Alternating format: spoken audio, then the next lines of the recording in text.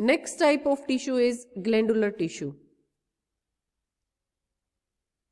This tissue consists of the special group of cell called glands. जैसे कि नाम ही बता रहे हैं इसमें, तो ये किस टाइप, जो ग्लैंडुलर टिश्यू है किस टाइप की, जो ग्लैंड्स टाइप के सेल्स हैं उनसे बनेगा। और ये ग्लैंड्स क्या है, कुछ सिक्रेटरी या जो एक्सक्रीटरी प्रोडक्ट्स हैं वो कंटेन करेंगे। दे में बी आइसोलेटेड सेल्स हो सकते हैं या स्मॉल ग्रुप ऑफ सेल्स हो सकते हैं। उनके अंदर में भी कैविटी प्रेजेंट भी हो सकती है या फिर कैविटी कंप्लीटली एब्सेंट भी हो सकती है।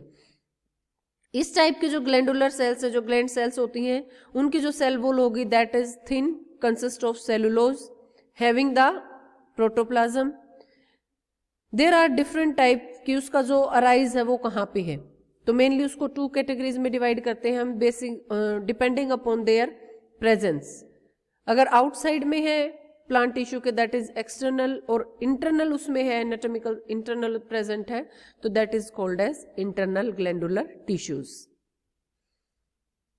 There are various examples of glandular tissue that we will discuss in this. External glandular tissue में भी एपिडर्मल इन ओरिजिन, की जो एपिडर्मिस है उससे अराइज होंगे, जैसे कि रूट हेयर्स हैं या जो एपिडर्मल हेयर्स प्रेजेंट होते हैं या सब epidermal in origin. These are divided in different categories, तो डिफरेंट टाइप्स के जो ग्लैंडुलर टिश्यूज है उनको हम पढ़ेंगे अब आगे।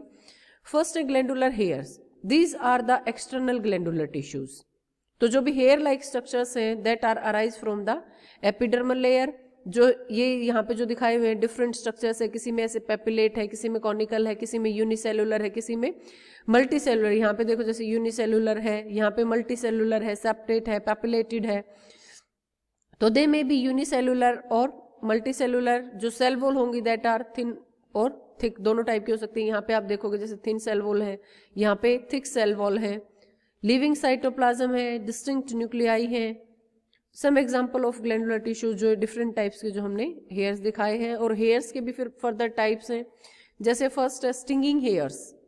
स्टिंग मीन्स एक कांटे लाइक जो होगा, that are present, for example that are present in यूट्रिका डायसिया, that are unicellular hair, single cell से प्रेजेंट होंगे।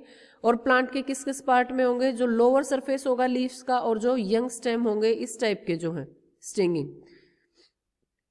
हर एक जो हेयर है एक थिन कैपिलरी लाइक, ये आप इसको देखोगे ना तो यहाँ से देखो बिल्कुल जो कैपिलरी होती हैं हम यूज करते हैं केमिस्ट्री लैब में, they are thin capillary like structures, calcified at the lower end. जो ये इसका लोअर एंड है ये कैल्सिफिकेशन होता है, यहाँ पे कैल्सिफाइड होते हैं। और जो अपर एंड होता है ये सिलिका डिपोजिशन होता है इस पे, इसलिए इसको हम बोलते हैं सिलिसिफाइड। जो बेसल एंड है that is embedded in the epidermal tissue. Basal end यहाँ पे ऐसे एपिडर्मल टिश्यू में एम्बेडेड होगा। और upper end spherical which can rupture the object. जो अपर एंड है ये जो भी ऑब्जेक्ट आएंगे उनको रप्चर कर सकता है इसके कॉन्टेक्ट में, तो इसको ये प्रिवेंट भी करता है एक टाइप से। फंक्शन इसका क्या होगा, जो ग्रेजिंग है, जो प्लांट्स एनिमल्स है वो इसको ग्रेज नहीं कर सकते, तो ग्रेजिंग से इसको प्रिवेंट करता है। और इसका जो सिक्रेशन होगा that is poisonous in nature. Next is mucilaginous glands, means these are the glandular hair glands which secrete some mucilaginous substance. For example, leaves of nymphia and pinguicula, that is butterwort. इसमें long umbrella shaped head mucilaginous gland होते हैं ऐसे इस type से। Each gland has a multi cellular stalk. जो ये stalk आप देखोगे कि इसमें ये देखो different multi cellular stalk present है, and cell at a and a slim cell secreting at a tip. Third category is osmophores. जैसे कि नाम से ही है, ये किस में हेल्प करेंगे, रेगुलेशन में। तो these are secrete some essential oils. They may be in the form of cilia, hairs or brushes. For example, these are present in the oil secreting glands of geranium and multicellular oil secreting gland on the leaves and surface of the fruits. जो रोटेसी family में अगर आप देखोगे, जो संतरा देखोगे या नींबू देखोगे, उसके छिलके पे भी आपको इस टाइप से छोटे छोटे ग्लैंडुलर स्ट्रक्चर, अगर उसको माइक्रोस्कोप के अंदर ऑब्जर्व करोगे तो आपको इसी टाइप से ग्लैंडुलर स्ट्रक्चर्स दिखाई देंगे। और जैसे ही आप उसको प्रेस करते हो तो उसके अंदर से जूसी सब्सटेंस निकलता है। तो जो भी सारी रोटेसी फैमिली है, सिट्रस फ्रूट फैमिली है, उसके फ्रूट के एपिकार्प पे या जो लीव्स हैं उन पे, फ्रूट पे आपको बहुत अच्छे से दिखेंगे।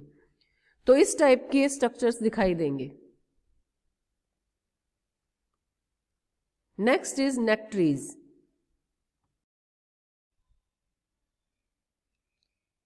Depending upon the position, nectaries are classified into two groups. If they are present on the floral parts of the plant, then these are known as the floral nectaries. और जो मोस्ट ऑफ द अक्रेंस में है, जो floral nectaries हैं, वो most common in occurrence हैं।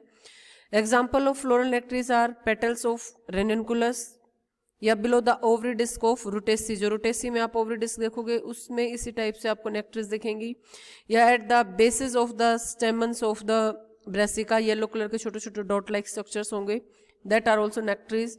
और at the age या इनफ्लोरोसेंस या इनवोल्यूकर ऑफ द यूफोरबिएसी फैमिली में जितने भी होंगे उस पर इसी टाइप से आपको नेक्ट्रीज दिखेंगे। These nectaries are floral nectaries थे। अगर जो nectaries that are present other than the floral parts और the vegetative part of the plant, then these are known as the extra floral nectaries. For example as found in the Ricinus on the stem and leaf and petiole and same on the Passiflora. इस type से आपको stem पे, leaf पे या फिर जो उसके पिट्योल्स हैं उस पे इस टाइप की सिक्रेटिंग स्ट्रक्चर्स दिखेंगी, ग्लैंड लाइक स्ट्रक्चर्स दिखेंगी। तो these are extra floral nectaries. Next digestive glands. As the name suggest, these help in the digestion. तो ये मोस्टली किस में प्रेजेंट होती हैं? इंसेक्टिवोर्स प्लांट्स में होती हैं। वो इंसेक्ट्स को ट्रैप करते हैं और उन इंसेक्ट्स को डाइजेशन के लिए जो जूसेस या एंजाइम्स चाहिए वो सिक्रेट करेंगी दीज डाइजेस्टिव ग्लैंड्स। तो ये जो डाइजेस्टिव ग्लैंड्स हैं, these secrete the enzyme phosphatase, esterase, ribonuclease and protease, जो कि डाइजेस्ट करेंगे कैप्चर्ड इंसेक्ट्स को। यहाँ पे जो एग्जांपल शो किया हुआ है ड्रोसेरा प्लांट्स का है, सनड्यू प्लांट का, जिसके अंदर ये रेड कलर के ग्लैंडुलर हेयर्स प्रेजेंट होते हैं at the margins of the leaves on the axial surface. Likewise, digestive glands also present in the pitcher of the Nepenthes and inside the bladder of the Utricularia plant. Cavities and ducts. Many plants possesses the glands that are embedded in various tissue of the plant, such as inside the root, stem, leaves, flowers, fruits or the seeds. They may consist of the single cell or a group of cells. They are usually multicellular, thin-walled and having living protoplasm. These also secretes the products like gum, resins, tannins, mucilage and stored in the cell itself in form of cavities. These cavity depending upon their origin are of two types, schizogenous cavity and lysogenous cavity. Schizogenous cavities क्या होंगे? जो cavity जो intercellular spaces होते हैं उनकी enlargement से जो बनेंगी, जो स्पेस है वो एनलार्ज हुआ है, जो इंटरसेलुलर स्पेस है उससे एनलार्जमेंट से जो बनी है, that are called as schizogenous cavity. Lysogenous cavity नाम से ही है लाइसिस। लाइसिस मीन्स किसका लाइसिस हुआ है? सेल्स का। तो जो सेल के डीजनरेशन से या सेल के लाइसिस से बनी है, that are known as lysogenous cavity. Example of schizogenous cavity in the eucalyptus and lysogenous cavity in citrus fruits. Based upon their secretion, they are named variously. Like if they store resin, then they are known as resin ducts. They are store mucilaginous, then they are known as mucilaginous ducts. So we will discuss these resin ducts and mucilaginous ducts. Resin ducts that are schizogenously formed ducts and lined by the epithelial cell and are filled with resins.